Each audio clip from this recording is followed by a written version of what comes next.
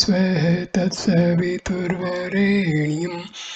भर्गो देवस्य धीमहि धियो यो नः प्रचोदयात्। ॐ शांति शांति शांति। Namaskar my dear friends.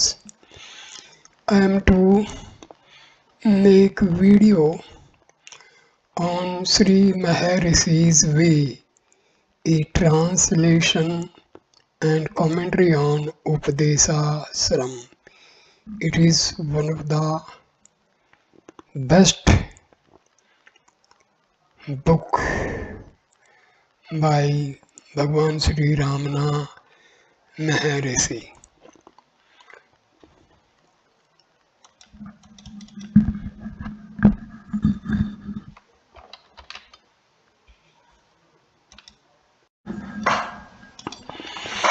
Of all the works of the sage, Updesa Saram is considered the supreme legacy of his teaching.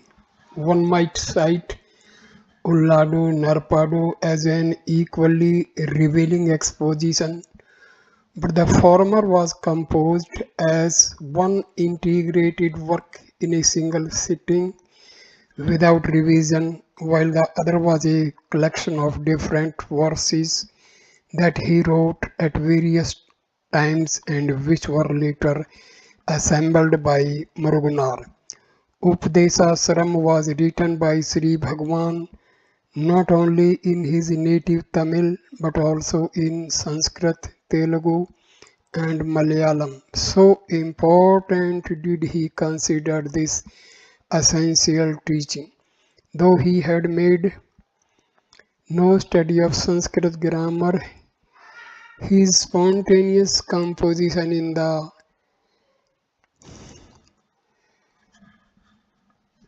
lilting superstha meter of that classical language so impressed the great Sanskritist Kavyakantha Ganapati Muni that he promptly wrote a revealing commentary upon it. This supreme teaching covers the traditional four paths of sadhana, karma, bhakti, raja, and jnana yogas, or those of action, devotion, mind control, and knowledge, respectively. By Raja Yoga, Maharishi means essentially pranayama or breath control, as a means of quieting the wayward mind. He had little use for that aspect of Raj Yoga known as Hatha Yoga, which was most likely to prove a handicap to spiritual progress because its emphasis on physical movements and positions and functions made far too much concern with the body. The Maharshi does not present these four ways as equally efficacious practices, since for him only the last of these is ultimately essential. Three methods are described in the first 15 verses, while the remaining 15 are devoted to an exposition of Jnana Yoga. The others are seen as practices leading up to and qualifying the individual for the inescapable and direct path of Atma Vichara self-inquiry. Bhakti, however, in one sense holds a special position in his teaching, as we will see later, and he has even stated that Bhakti and Jnana are the same. What has compelled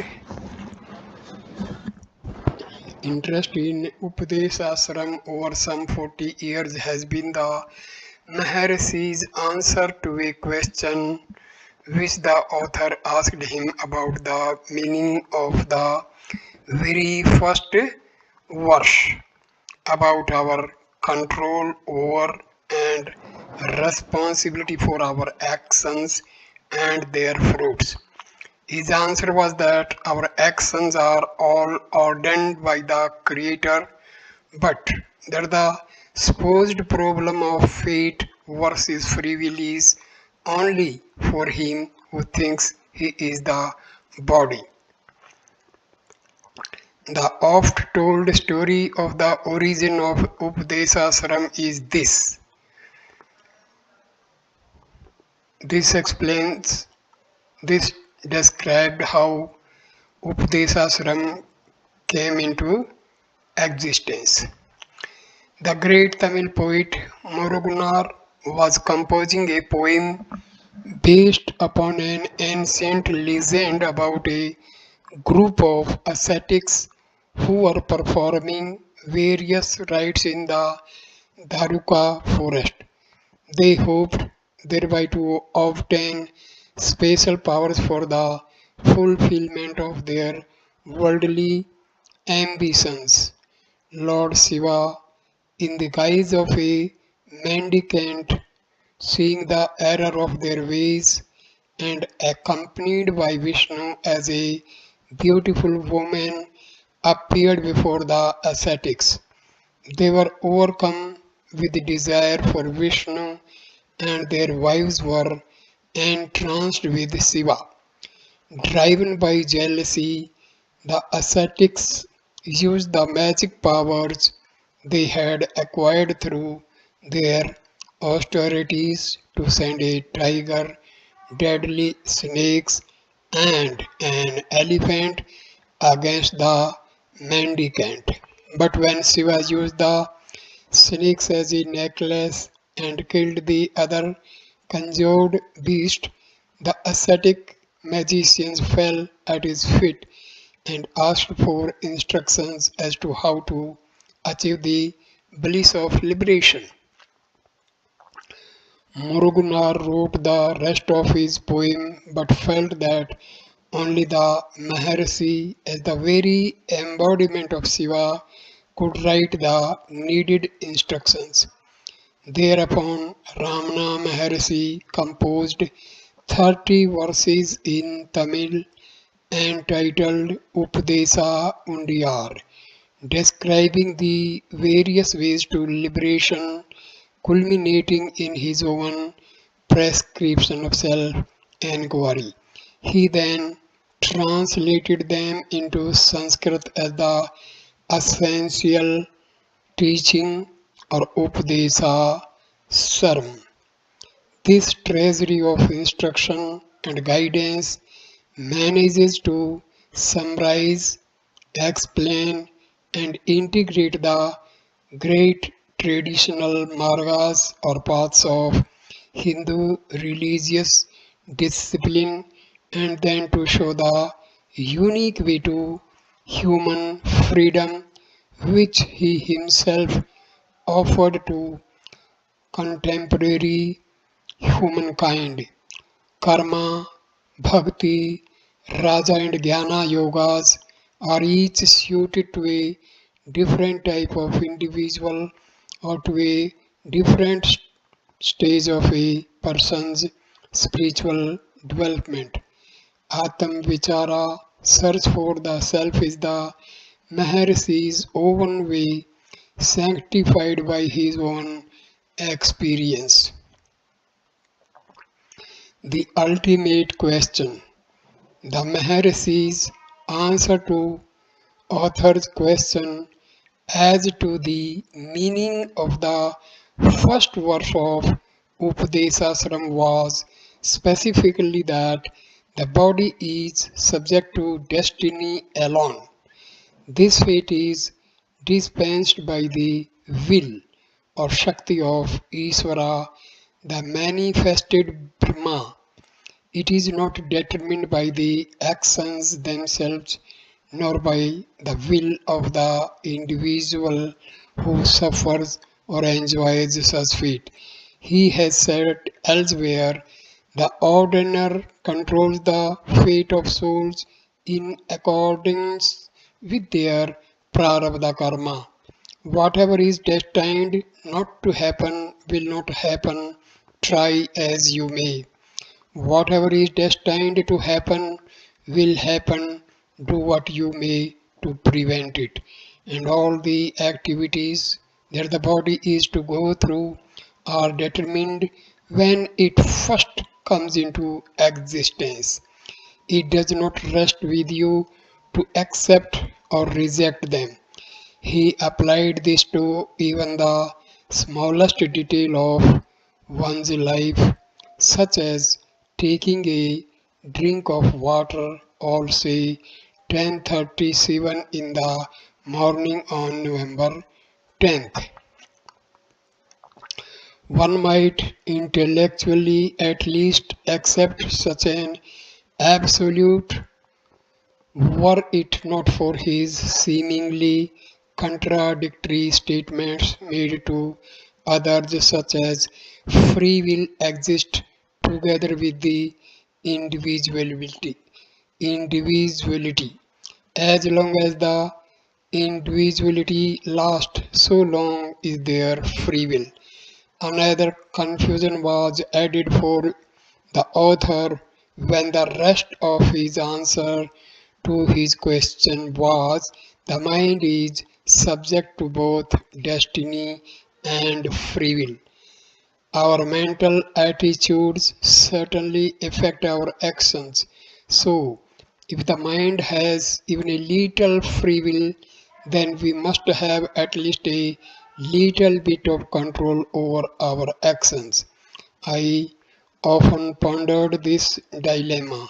Were these differing pronouncements made simply to accommodate the understanding of persons at different levels on the spiritual path? Another answer, not always obvious at first, is that sometimes he refers to the individual, the jiva, and other times to the real self, the atma, the former being bound by destiny and the latter utterly free. We are, of course, in one or another sense, either of these and both. So far as the individual person is concerned, it is clear that Indian sages have unequivocally denied the possibility of free will. Vivekananda insisted that free will is a contradiction of terms. Nisargadatta Maharaj, when asked, is there no such thing as free will? Am I not free to desire? He replied, oh no, you are compelled to desire. In India, the very idea of free will seems so ridiculous that there is no word for it. The Maharshi's reply that the mind is subject to destiny and free will is expanded in his earlier reply to a devotee. The only freedom you have is to turn your mind inward and renounce activities there. But since the individual is an illusory entity produced by the imagination of the mind, itself an illusory entity springing from the I thought, your mind cannot be stopped by your will. The will that controls even the mind's reaction to events, its ability to remain detached as mere witness without the sense of doership, must be the one supreme will. This ability, then, from the individual's standpoint, cannot actually be free will but rather freeing will. Is this the ultimate meaning of Ramana Maharshi's the only freedom you have? If we identify if we identify freeing will as that power which restores the suffering individual to his original identity, returns him to his blissful source on a path prescribed by the Guru. Then the power which launched him on the outgoing path of creation, birth, death, rebirth, may be designated as binding will. In any case, there is only one will, that of Isvara, the Lord.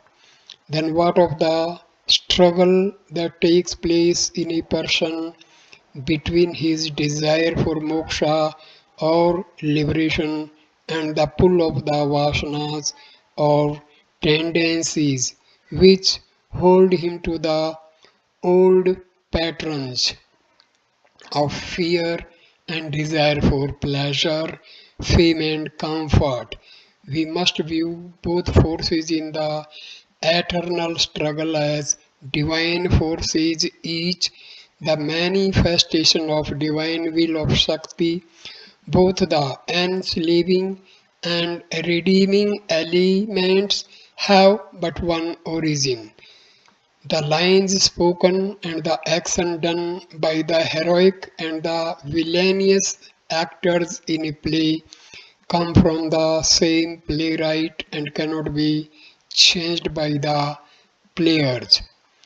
The foregoing exposition, though true to Maharshi's own teaching, is almost inevitably unconvincing because each of us is certain that we make choices and do or can exercise our own wills every moment of the day.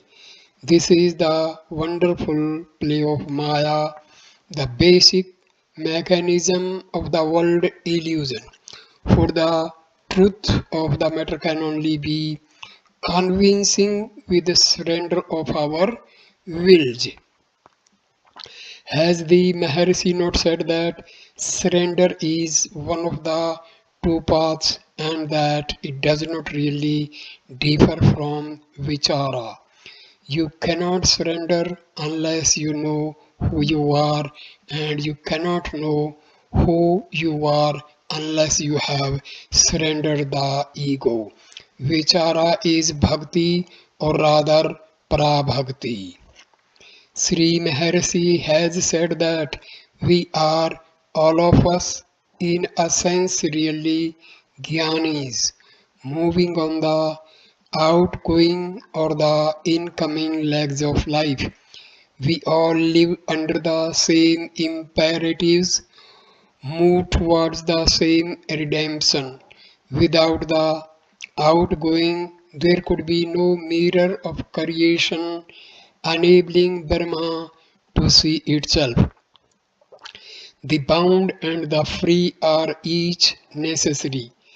The bound cannot choose, the free do not choose. For there is no choice. Updesa Saram describes the incoming path of return. To read and absorb its meaning is to receive His freeing will, His grace.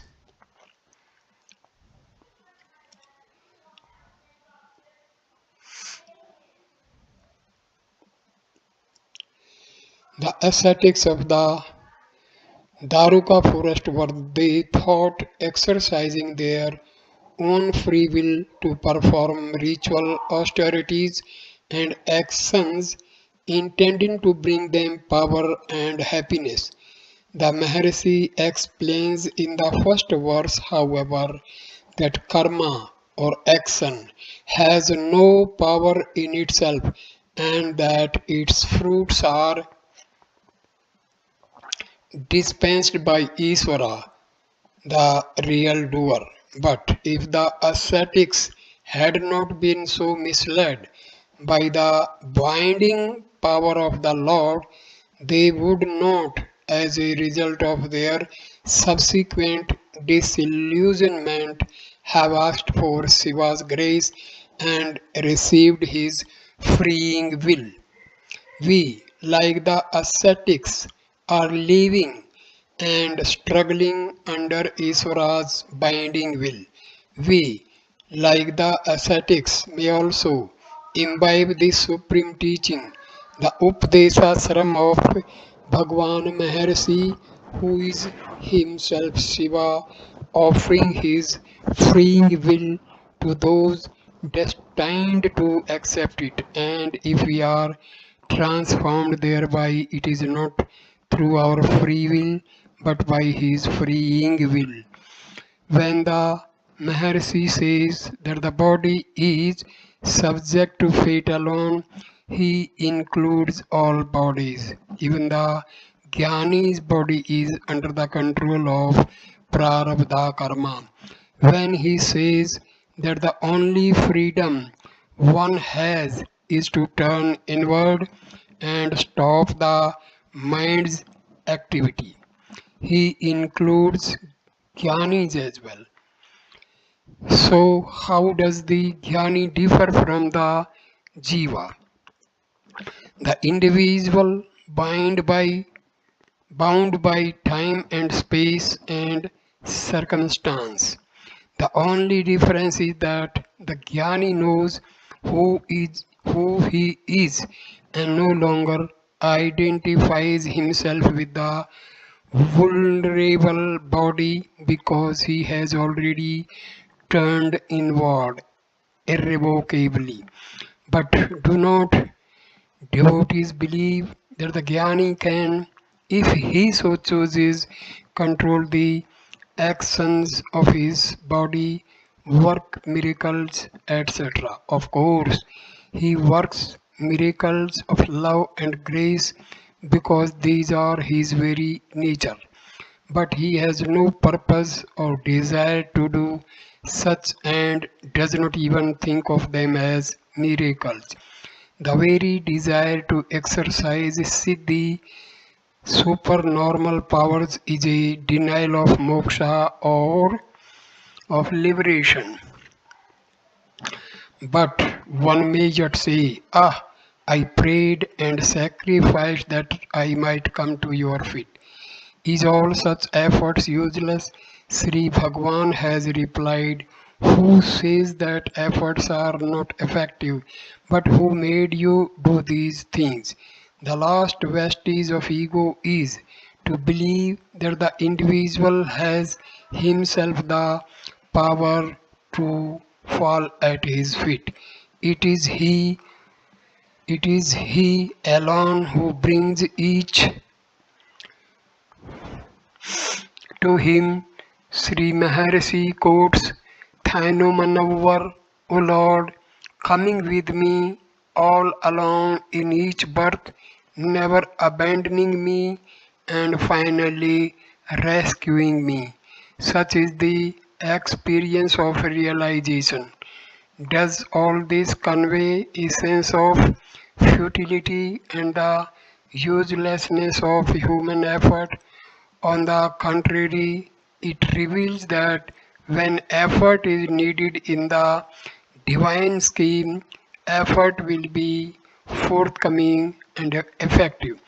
But it will not be our effort, however much our ego tells us that it is. In the Bhagavad Gita, Lord Krishna says, "I am the effort of those who make effort." In stating that one has free will, the Maharshi is addressing the eternal I in each of us and not the illusory ego I. This free will is what he tells us is the whole purport of the scriptures. When he says the freedom you have is to turn inward, he speaks to the real self in all he sees. He tells us no difference between himself and ourselves, that we are all ever free, bound only in our imaginations, and yet, in the ultimate sense, the real self is beyond all pairs of opposites, beyond bondage and beyond freedom as well. Who is it that is bound or free? That's why his stress is always, who am I? Until that question is answered, any other questions such as those concerning free will and destiny can be answered only in a tentative way, offering tentative truth against persisting illusion or maya.